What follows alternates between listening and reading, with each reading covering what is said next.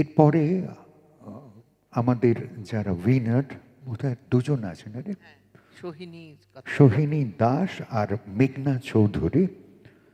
তারপরে আমন্ত্রিত শিল্পীরা একে একে আসছেন। আমরা সোহিনীকে নিশ্চয়ই ডেকে নিচ্ছি। সোহিনী এবং আজকে দেখুন কেমন গুরুর সুরেতে গান শুনলাম, এবং যার কাছে গান শেখে সোহিনী, গুরু হৈমন্তী শুক্লাকে আজ আমরা আমাদের মধ্যে পাবো। এবার তাহলে চলে আসি সোহিনী দাস। সোহিনীকে বরণ করে নেওয়া।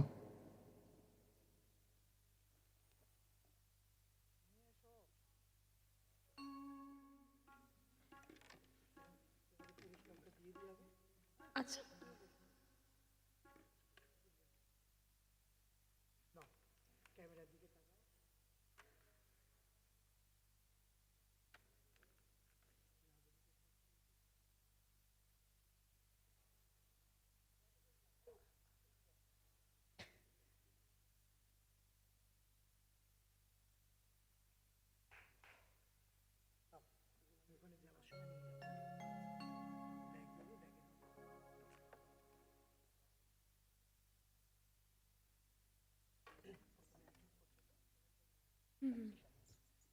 শুভ সন্ধ্যা সকলকে।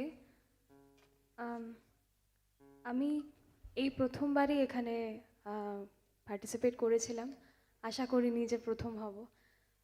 ধন্যবাদ সমস্ত বিচারকদের। আর আজকে আমি আমার গুরুমা শ্রদ্ধেয়া হৈমন্তী শুক্লার গাওয়া একটা গান শোনানোর চেষ্টা করছি।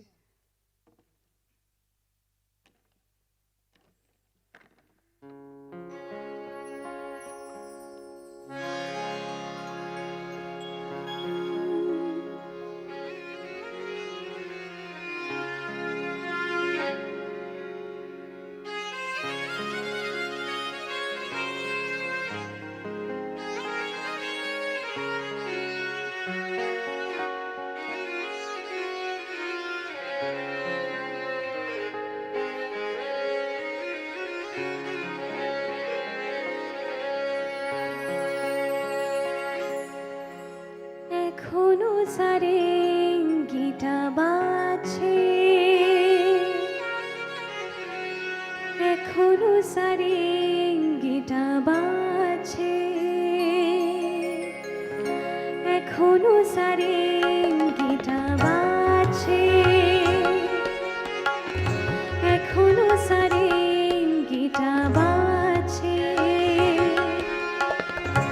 এখনো চেনা চেনা আতরের গন্ধ, একই রোমাঞ্চ, শুধু রোমাঞ্চ, নাকি আগামী দিনের কোনো ঝড়ের আভাস বয়ে আনছে,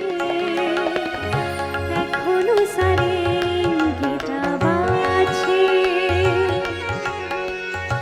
এখনো সারেঙ্গিটা